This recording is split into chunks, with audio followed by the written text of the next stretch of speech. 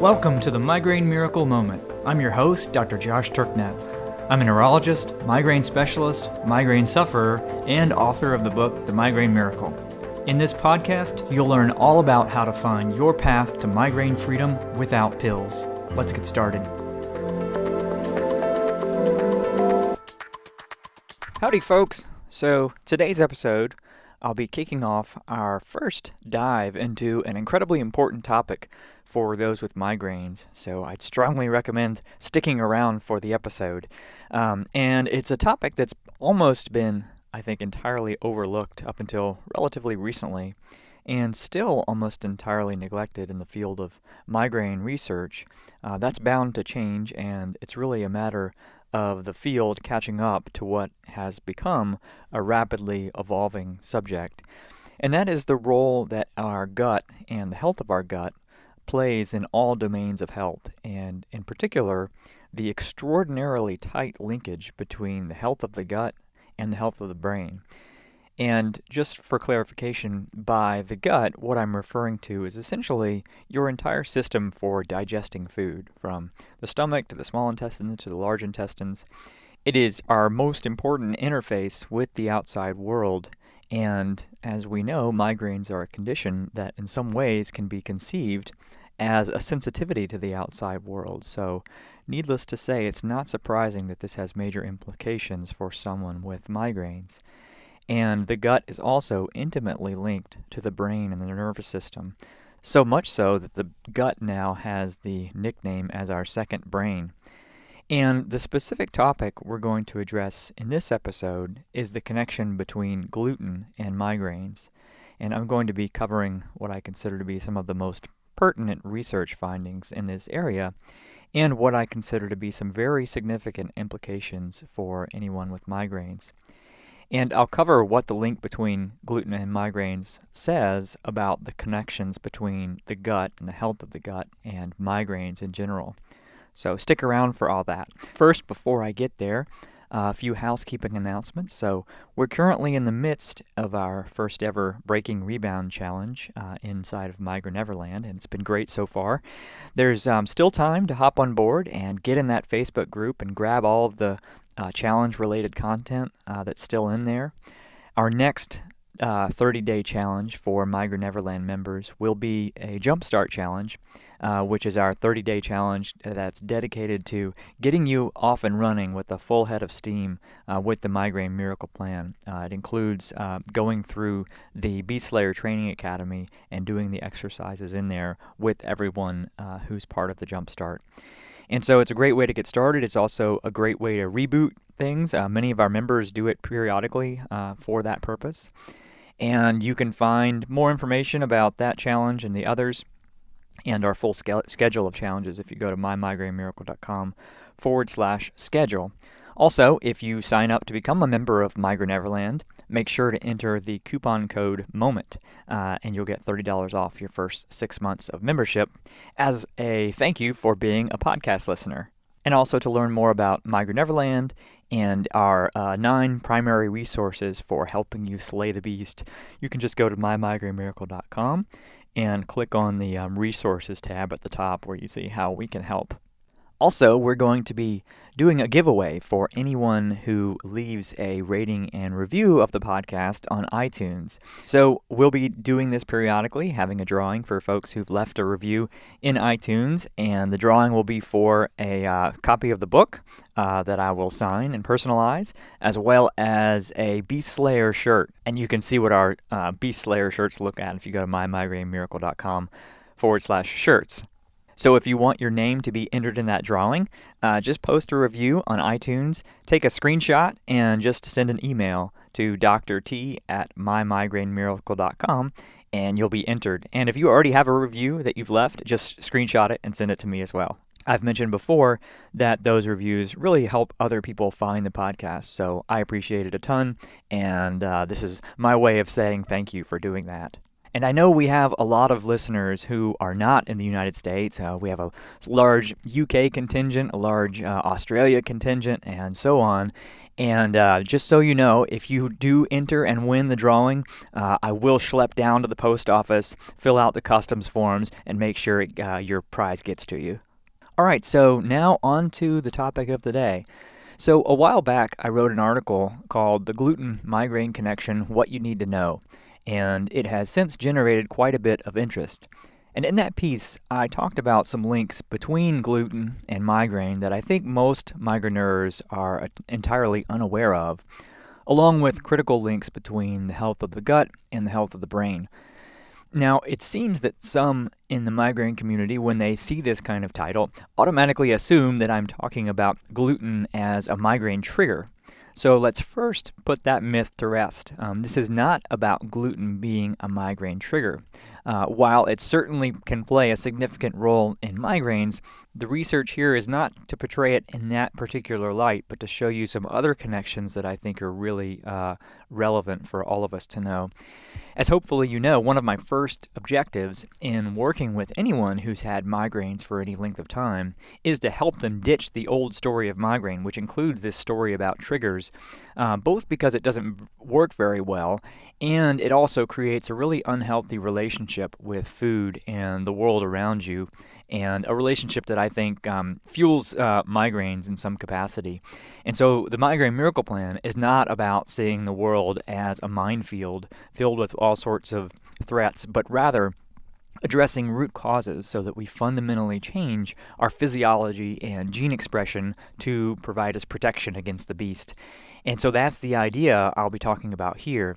The gluten and migraine connection ties into making those sorts of fundamental alterations to our physiology. Now, you may have heard people say that they went gluten-free and it helped their migraines, and you may have naturally concluded that that was because they'd found another trigger. But I want you to start by abandoning that concept.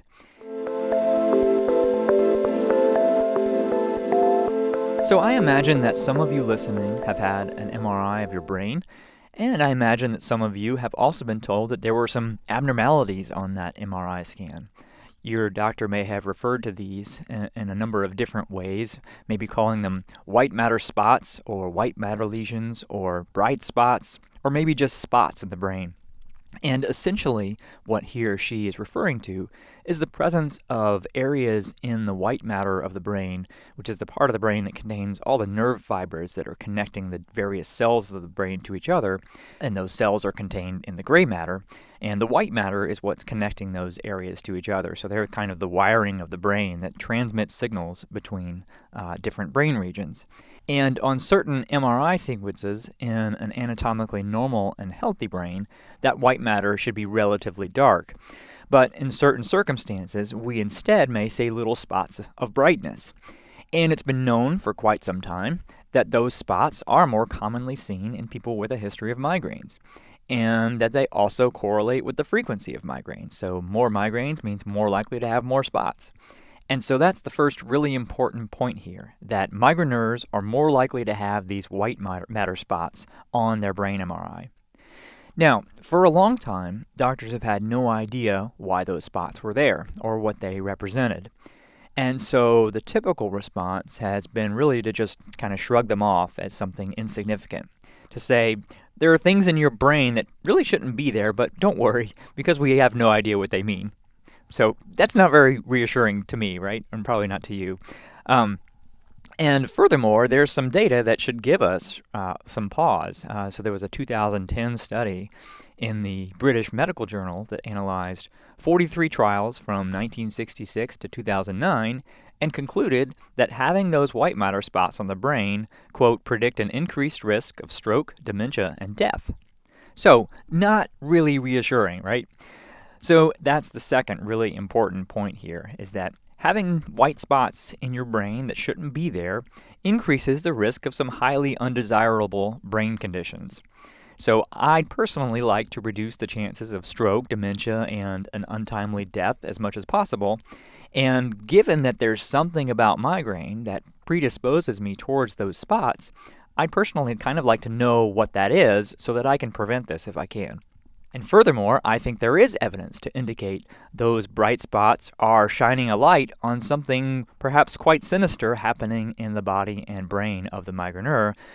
which relates to the topic of the day. So it turns out that in addition to migraine, there are several conditions where those spots are also more commonly seen. And that includes things like stroke and multiple sclerosis, and it also includes celiac disease. So as some of you may know, celiac disease, which affects about 1% of the population, is also known as gluten intolerance. In someone with celiac disease or gluten intolerance, their immune system attacks their intestines in response to the presence of gluten in their gut. And so, for someone with celiac, eating gluten leads to inflammation in the intestines, which causes GI distress and breakdown of the intestinal wall. So, in scientific terms, it causes what we refer to as an increase in intestinal permeability. And in colloquial terms, we refer to that as a leaky gut. So, in someone with a leaky gut, stuff that's not supposed to get inside the body gets inside the body because the gut wall can't keep it out. And when stuff gets inside the body that's supposed to stay out, the body recognizes that it doesn't belong, specifically the immune system recognizes it, and it attacks it. And that then leads to widespread inflammation in the body, along with an increased risk of all manner of autoimmune illnesses. And in fact, there's an emerging theory that leaky gut is the root cause of all forms of autoimmune disease. So, in addition to digestive problems, gluten for a person with celiac disease, gluten can cause a host of other problems entirely unrelated to digestion. Now, it also turns out that people with celiac disease are more likely to have migraines, and that people with celiac disease are also more likely to have white matter spots on the brain, especially if they suffer from migraines. So, the really important point number 4 is that there's a very tight link between white matter spots on the brain, migraines, and celiac disease, which, as I've discussed, is a condition that results in a leaky gut. Furthermore, treatment of celiac disease with a gluten-free diet, which heals the gut and repairs the increase in intestinal permeability, greatly improves migraines in people with celiac. In one study where they took 10 celiac patients with white matter spots and migraines with aura, a gluten-free diet led to the complete elimination of headaches in 7 and significant improvement in the other 2. And the 10th patient wouldn't try the diet. So again, this treatment had nothing to do with eliminating gluten as a trigger, but eliminating gluten for a much more fundamental problem that was going on. And in this particular study, in those who lapsed and went back to gluten, the migraines returned and the MRI finding with those spots worsened. So, really important point number 5 is that fixing leaky gut and celiac disease leads to significant improvement in migraines, and that the white matter spots on MRI are tightly coupled to changes in intestinal permeability or a leaky gut. So here we have strong evidence for at least one situation where a leaky gut causes both migraines and white matter spots on the brain, and where both of those things, the migraines and the white spots, appear to be driven by whether or not the gut barrier is intact. Now, we know that all the systemic effects of celiac disease occur by way of the gut, so stuff gets into the body that shouldn't be there, and then all hell breaks loose. But the brain is supposed to be different. The brain is special in that it's supposed to be walled off from the rest of the body through something known as the blood-brain barrier. So, like this name implies, in the brain there's a barrier between the blood and the brain, and stuff can't get across that barrier or that wall unless it's carried across it by special little ferries that take things across the barrier. Now, if we've opened a bad guy portal into the body inside the gut, those bad guys still don't have a portal or a way into the brain thanks to this wall.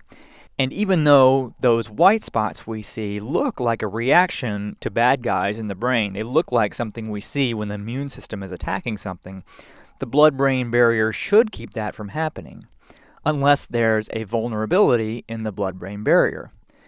And recent evidence shows that there are certain situations in which that wall becomes leaky. And guess what one situation is? Migraines. So migraine is a many-armed beast, as you may know, meaning there's a whole host of physiological changes that occur when the beast arrives. And one of those changes involves what's known as neurovascular inflammation. So essentially, nerves at the base of the brain that are activated during a migraine send a signal to the blood vessels they connect with to release inflammatory substances. And the resulting inflammation then triggers breakdown in, wait for it, the blood-brain barrier. And so a leaky blood-brain barrier means that stuff can get inside the brain that shouldn't be there. And so the super important point number 6 is that during a migraine, the blood-brain barrier becomes leaky.